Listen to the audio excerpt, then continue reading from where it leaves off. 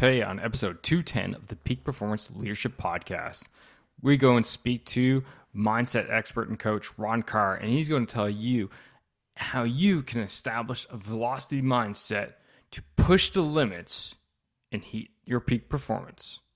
Are you ready for it? All right, let's do it.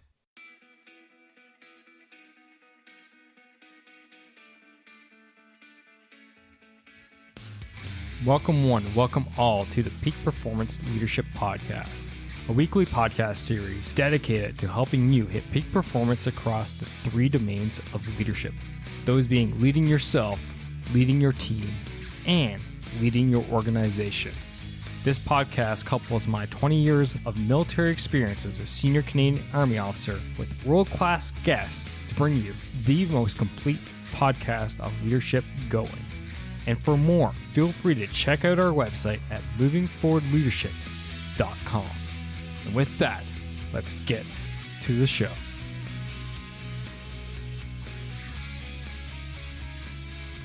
Yes, welcome one, welcome all. It is your Chief Leadership Officer, Scott McCarthy, and thanks for tuning in, whether it's your first time or your 210th time.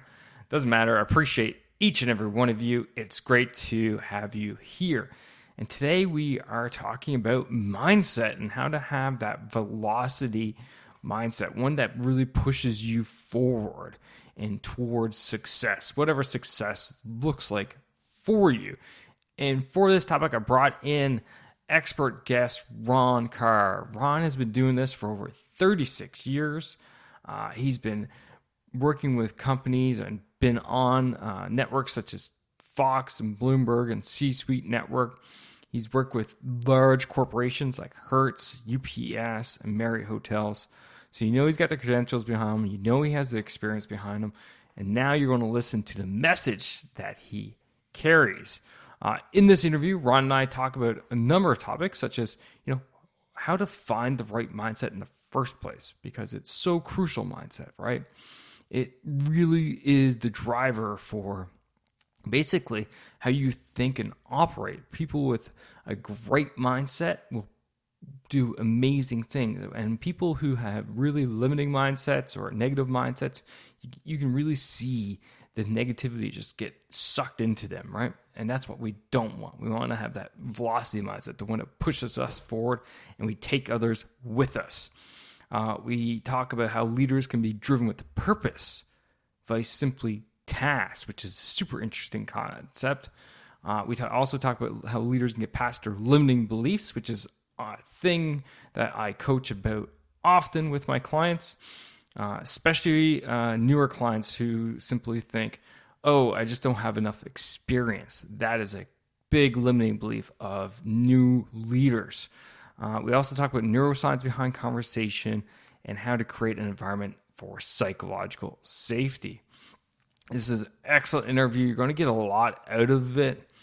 Before we do dive in, though, I got one thing to run by you, and that is if you are feeling lonely as a leader, if you are thinking that you need more, that you want more, the podcast isn't enough, then check out our Leader Growth Mastermind. And you can do that by going to movingforwardleadership.com/mastermind. And in there, what you're going to find is the outline of our mastermind community that we are recently launched and we continue to grow and develop and build. It is a community where leaders can come and feel safe to talk about the issues that they're having, whether that's with their people, with themselves, with their boss, their organization as a whole. Really great community that we are actually, providing insight and input into people who have these issues that they're going through. It's a community where you get to talk to other leaders, including myself, face-to-face via Zoom with our weekly calls. It's a community where we have weekly curated content that goes out and enables you to reflect, and a lot of reflection going on. And this week in particular, if you're listening to the podcast in real time, what we're talking about this week is how we as leaders can achieve peak performance. And in the curated content I pushed out, there are actually 3 different strategies in there to help the leaders to hit their own peak performance so that we can take lessons like what you're going to hear from Ron now and really push it forward. So if this is of interest to you, $29 a month gets you in the door. You do have to apply because I am holding limited seats right now. The doors are open, so if you apply, you will get in, but that may change very soon. So if you're interested, again, that link is movingforwardleadership.com/mastermind. All right. Looking forward to seeing you there. Anyway, that's enough from me. Why don't you sit back, relax, and enjoy my conversation with Ron Karr on how you can establish a velocity mindset.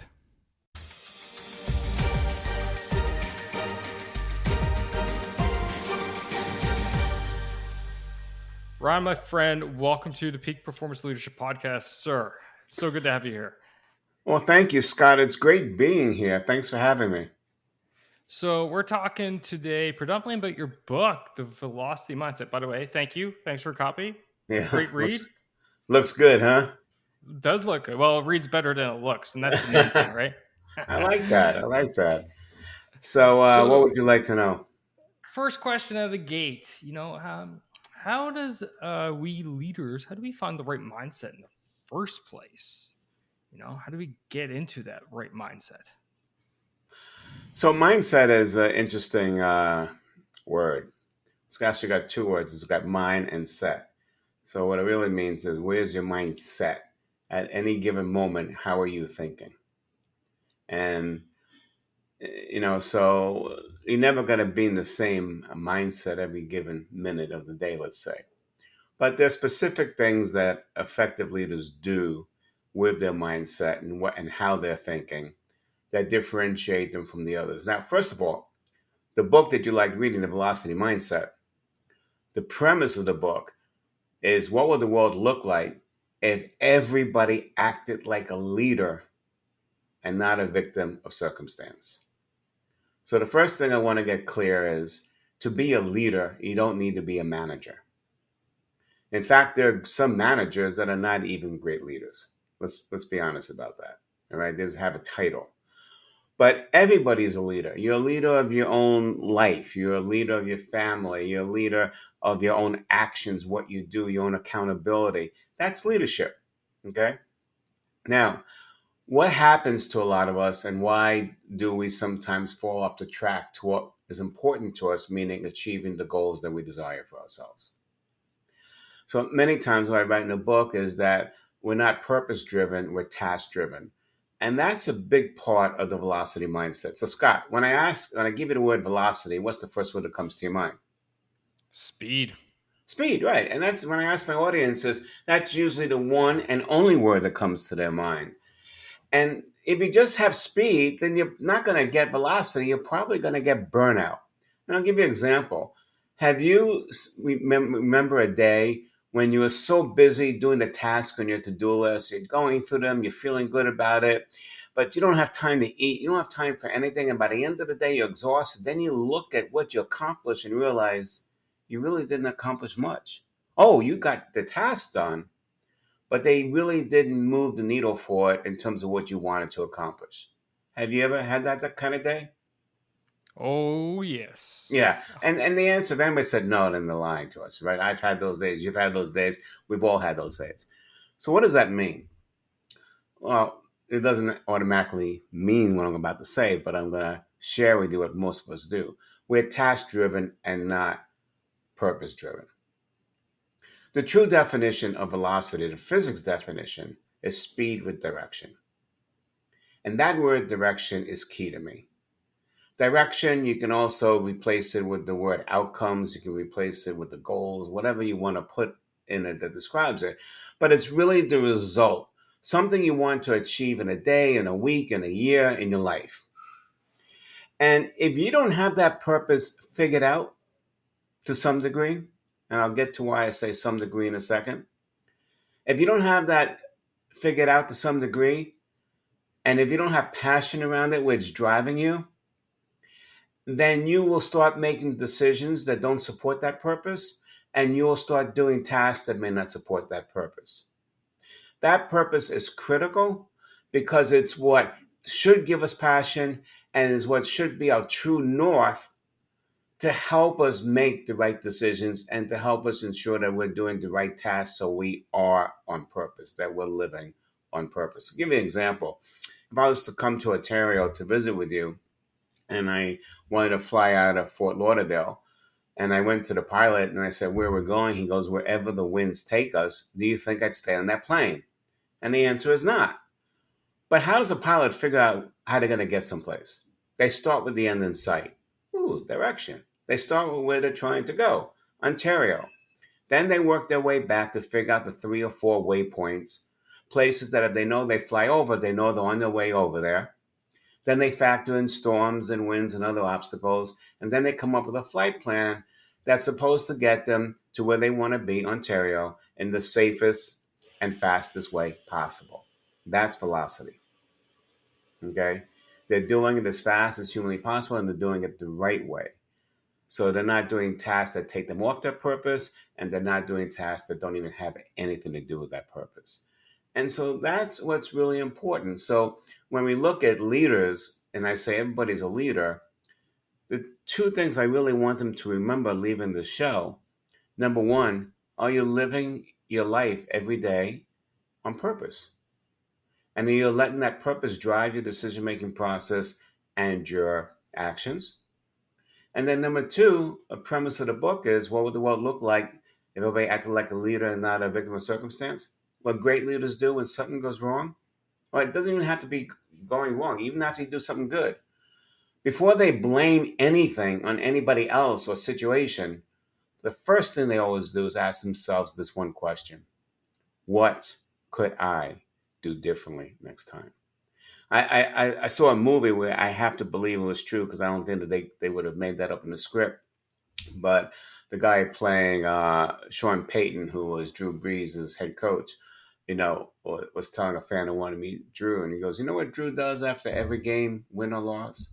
He goes on the football field to review his progressions to see how he could do it better the next game." That's what we're talking about. That's a great way to open up this show. Wow, and I love how you talked about that. Anyone can be a leader first off, and then not necessarily all managers are leaders. Couldn't agree with you more. But I think I've lost count of how many times you said purpose in that opening. Mm-hmm. Start there. And what I really liked is that differentiation between going through a daily grind, but being focused on our purpose, vice being task driven. And it's so easy for us as leaders to get wrapped up in, okay, I got to do this, I got to do that, I got to do that, and that today. But that's not what you're getting at. You're getting at, we have to be guided by our purpose. So as leaders out there who find themselves in that grind of, okay, the checklist, how can they make sure that they're actually doing that with purpose in mind? So I'll give you an example. So when I grew up in sales, I started selling in 1980. So I went to the School of Hard Knocks selling copiers. We were trained that sales is a numbers game, which it is.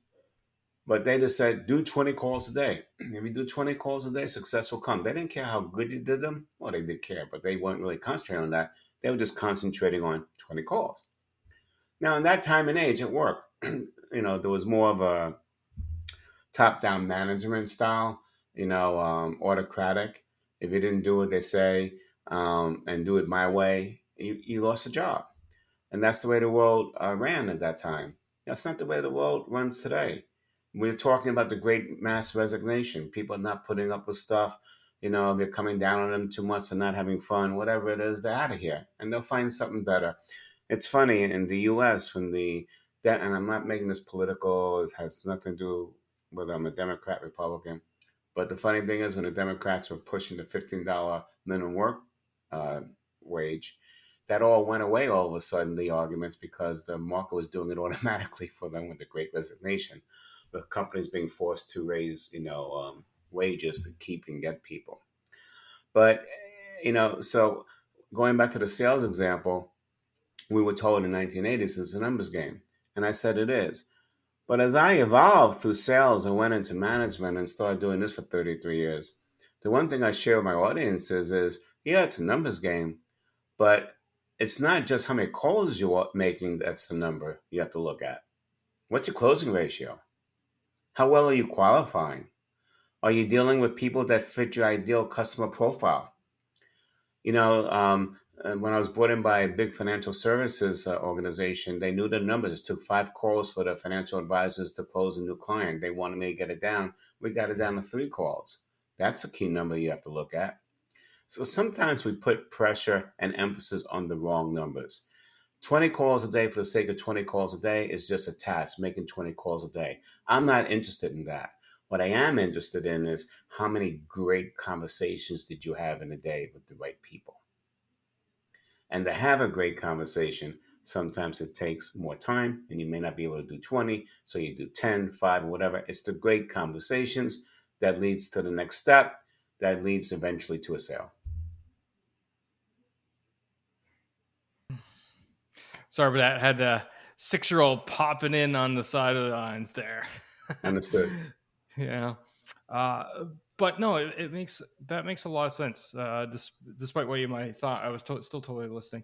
And it is about quality versus quantity, and I talk about that a lot in the show, right? And making sure that we're after the right things, and not necessarily doing things right all the time, Hmm. but going after the right things. And I really like that. I can't remember if it's in your book or if it was another one that I was reading around the same time, talking about photocopier sales, and they were not getting the sales done until they realized, like, okay, well, what are we actually selling here? We're not just selling this machine with all these different stats and can do this number of copies per minute and blah blah blah. I was like, no, we're solving a problem for the client out there. Yeah, so I put that in my story in the book. It's so funny. When I got out of college in '78, I wanted a medical device sales job because they had company cars. They made all this money. I couldn't get one of those companies to hire me to save my life. And they said, "Why are you not hiring me?" And they said, "Because you don't have experience." I said, "Well, were you born with experience?" And it's funny because some of my best clients and some of my best success stories are medical device companies who've come to me now asking me to bail them out, if you will. But I finally got a company called Royal Business Machines to take a flyer on me in the sales job selling copiers. And to get me, they seduced me because at that time there was a real transformation. So for the young listeners on your show, don't laugh at what I'm about to say. But the major transformation in 1980 was going from liquid toner that got all over your clothes when you changed it to the clear, um, crisp, dry toner. The one that you just put a cartridge in, it's out, no mess, no fuss, and the copies were crisp, clear copies. 15 copies a minute this copier did. And I say, well, do you have the collator? 6 months. Do you have the duplicator? 6 months. And I said, okay. And they said, well, but you got a great copy here. I said, okay. So I went out and started cold calling. And after 2 months, my butt started hurting because it was hurting because of all the doors that were slamming into it as I was being shown the door on the way out. I'd say, hey, what do you do for a copy? And they say, well, we got this big Xerox machine on the third floor. Can you match it? And I go, well, what does it do? Collate? Not yet. Duplicate? Not yet. Well, come back when you can do it. So obviously, the rule of insanity is doing the same thing over and over and expecting different results. My conversation wasn't working. I was getting a little depressed. My mindset wasn't right. I was telling myself I was sucked. I couldn't sell to save my life. I was never going to make any money, and I knew something had to change because if you don't like the reactions you're getting, change the action because every action creates a reaction. So I decided to have a board meeting, Scott. And that time it was me. The board meeting was me, myself, and I. Where do we go in New Jersey for a board meeting? We go to the diner. So I'm having lunch with myself, and I'm asking myself, what's the deal here? Can't sell a copy to save my life. All right, what are you talking about? Copies. What's their answer? Can you beat the machine on the third floor? Your answer, no. What happens? I get shown the door. So I said, maybe I need to change the conversation. So I started asking myself, what does a copier really do? And I realized a copier is nothing more than a communication vehicle. So I said to myself, maybe we should talk about that. So I went to the next office. It was an office manager. It was a three-story office building. And I said to her, I said, would you agree with me that a copy is nothing more than a communication vehicle? And she goes, absolutely. And I said, when it comes to that, what are your three biggest challenges? And Scott, it was like I was a therapist. She was in my office. She decided to lay on my couch to give me her troubles. And she said, well, let me tell you, Sally or Bob, they have to get up from the first floor to make one copy. By the time they chit chat with everybody, get up to the third floor, wait behind all those big jobs for their one copy job, then do the return trip of all those conversations, it can take 2 hours. I go, wow. And I asked her, how long does it happen? How often? And she goes, try the equivalent of two full-time employees. I said, wow. How would you like them back? She goes, how are you going to give them back to me? Because she was looking at me as a copier salesperson. I said, look, I'm not here to sell you a copy against that big machine on the third floor. It's a great machine. Keep it. What are you talking about replacing it? What I'm here is to fill in the gaps. And so if you want to save those two full-time employees, I don't suggest you buy one of my copiers. I suggest you buy three. One for every floor to do all those short runs. No one has to go on those long excursions. They don't have to wait for those big jobs, and everybody will be productive. And she bought three that day. Yeah, that's exactly the story I remember now. But ultimately, it highlights, that's purpose, and that is identifying core problems, right, and then providing a solution to them, vice Yeah, providing something, and we can do you that with our use the people. they are people. You're right, and you also use the word core problems. We complicate things. Business is so simple. The simplicity of business is simple. Find a problem and solve it. Yeah, no, for sure, for sure. Love it, love it. Now, often leaders find themselves, like, oh, that sounds great, but I can't walk in and do sales, or I can't do this and I can't do that. And they have all kinds of limiting beliefs. I can't, especially the new leaders that are listening in there. What would you say to them? How can they get over those limiting beliefs that say, no, you Are can't you talking get about into it? people? I'm sorry. Are you talking about people that were hired to be salespeople, or managers, leaders who now have to manage them? Yeah, the managers, leaders in general. Okay. So first of all, when you hear the word sale, we all connotate it with talking. People talk too much. When they try to sell, they puke on their customers, and puke is an acronym for people who utter knowledge about everything. Stop trying to sell somebody. Make it a help call. Find out what their struggles are, where they're trying to go, and then see and then talk about only the two or three things that you can provide that will help them solve those issues. Because when you can fill in the gaps, that's when they buy from you, regardless if they're buying from somebody else or not at that point. Now, it's the same thing with a manager, with a team. You have to motivate your team every day, and you have to tell them and sell them on why they should follow your lead and your ideas. Well, they're not going to do it because it's your ideas. They're going to be doing it if they feel it's going to help them get to some place. One of my longtime retainer clients, I was in the CEO's office as a manufacturer, and one of his frontline managers comes storming in and is so pissed off, and he's cursing. He goes, that damn guy. I said, what's wrong? He's on his damn cell phone and he's behind in a job, causing everybody else to be late. I said, what did you do? I told him to get off the damn cell phone. What did he do? He said, why? Everybody else is on it. What did you do? I yelled at him and left. I said, how well did that serve you? So I turned it around. I said, you be that guy, and I'm going to be you, and I'm just going to feed you the same lines you had with him. And after 2 minutes, he starts laughing. He goes, stop. I wouldn't even listen to myself in that case. I said, okay. Let me ask you, what motivates that guy? He wants to be a master welder. I said, all right. What do you need for that? Great quality and timeliness. How's his quality? Perfect. That's why we love him. How's his timeliness? Well, he's usually on time, but this time he's 20 minutes late and he's causing all of us to be significantly late on his job.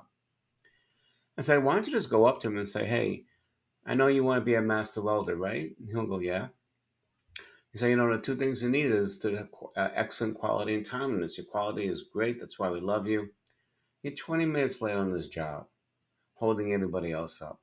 How do you think we can get you? What can we do to get this job back on time so that you can stay on that track to becoming a master welder? And you know what, Scott? He went out and had that conversation with this guy. He just yelled at him 15 minutes ago. He went out and changed the context of the conversation, had the same conversation I shared with you. And miraculously, the guy wasn't yelling. He actually was coming up with them ideas himself on what he can do to get that job going. And they got the job back on time. The point is, people only do things what's important to them, not what's important to you. Even more so today in the mass resignation. So if you're a leader or a manager, you better get your act together and figure out how you're going to motivate people and influence them to follow the way you think is important, because they're not going to do it simply because you say you have to do it. They won't, and they'll quit. That's a great example. That's a great example there of how, solid communication can help solve, any problem really, right? It's just a matter of communicate, and Absolutely. and it goes back to one three-letter word, why. Why was he not motivated to do the job? Why was he behind late? And then in turn, explaining the why of the importance of the job behind, the importance of the why behind the job, so that the employee can see the bigger picture and see the impact that they potentially are having on the rest of the team. So, oh crap, I'm going to be letting the team down. It's important I get my, get my act together, get back on track for these reasons. And oh, I'm not going to get what I want in the end because, well, I'm showing I can't do the job if I don't. You're right. Now, there's one more thing that was happening, which I didn't talk about, that's in the book, The Velocity Mindset. The neuroscience, how to engage the mind. One of the things I stress as a leader, whether you're assigned to a customer like I was, or influencing an employee like we just discussed, there's one thing you have to do before you even have the conversation. It is your job as a leader to create an environment that brings out the best conversation. So you have to get that into your mindset, driven by your goal. What do you want to accomplish? Make sure the passion is there and it drives your actions, questions, and so forth. But it also has to drive for you to remember up front, what is the environment that they're in, and how do I create a good environment for them to want to talk to me about. So, for example, this person using a cell phone, he knew he was probably late. Um, he probably has been yelled at by that supervisor in the past, and he sees a supervisor come charging up to his position. What's he doing mentally? Alarm bells are going off. Incoming, incoming, man the stations, if you know what I'm talking about. And he goes into a CYA mode, cover your ass. And the first salvo that that manager throws, higher tone of voice that they take as yelling, accusing him of being on a cell phone, what's the first thing they're going to do? Defend it. And so now you've hijacked the conversation because you didn't create a safe environment, and all that person is interested is defending him from the attack you're having on him, and there is no great conversation. But when he changed it to forget about the cell phone, it was more about that person and what was important to him. And then he asked the question, how can we get this thing fixed? That's when he had full cooperation. So we talk about the hormones in the brain, the cortisol, the oxytocin, and the dopamine. The cortisol is a fight or flight hormone. That's the hormone you have to worry about when you start a conversation. If all of a sudden someone sees you charging at them, their cortisol is so jacked up that that they're in a flight mode, that they're going to defend, and they're going to turn their minds off from listening to you. If you're calling a prospect or a customer unannounced, or even if they have an appointment, but now you're coming in and now they're in the middle of their fires for that day, and all of a sudden they got to sit down with you, and then their alarm bells also go up because A, they don't want to be sold, and B, they're thinking about what they got to deal with. All right, you got to get that environment down, meaning the electricity that's in it. You got to soften it. How do you do it? By having a conversation around where they're trying to go, not what you want to sell. The moment you start talking about what you want to sell and it's all about you, it escalates that cortisol and just tuning you out. So you really have to get clear whether you're managing others, whether you're leading others in sales, management positions, sports coaching, whatever it is. You have to get really clear that nothing's being heard and landed if you're not creating the right environment for them to listen to you. And we get into the neuroscience. You read the book, so you know we did that. It wasn't too scientific.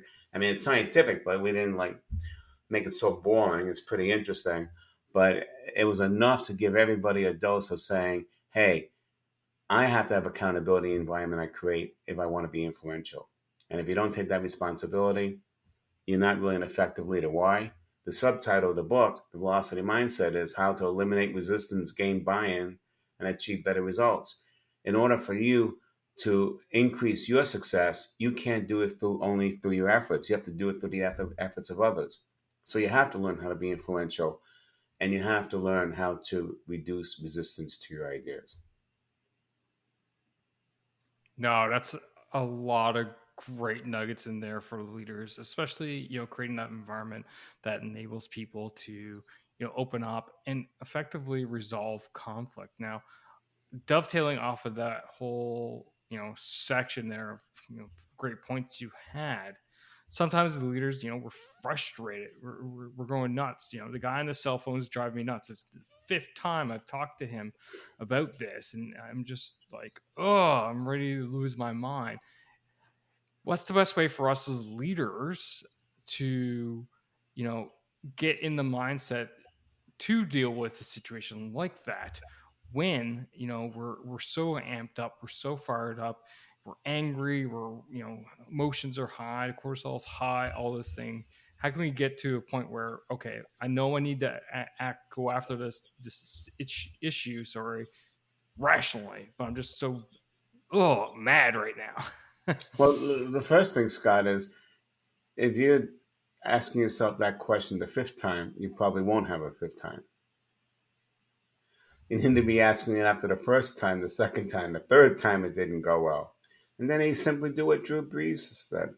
Stop blaming him or her. Just simply say, what could I do differently next time? And try it out, like I did with the copier. I could have easily blamed my company for not having those things in 6 months like they promised. But was that going to help me? Was it going to get me those the collators and duplicators any faster? No. So if I wanted to stay there and make a living, it was up to me. And so what could I do differently? So if it's not going after the first call the way you want it, ask yourself, what could I do differently? Try it out. Hopefully you figure it out. If not, ask it again after the second call. Because if you went into the fifth call, think about how much velocity you lost and how much time you lost. You want to do this as soon as possible so you don't waste all that other time we just talked about. No, for sure. Absolutely. Ron, this has been a super interesting call. I know we can go a hell lot longer in this and dive in deeper and deeper into your book, but I want to save some nuggets for the listener as they actually read the book. But before we wrap up, we've got a couple last questions for you. The first question being a question I asked all the guests here at the Peak Performance Leadership Podcast, and that is, according to Ron Karr, what makes a great leader?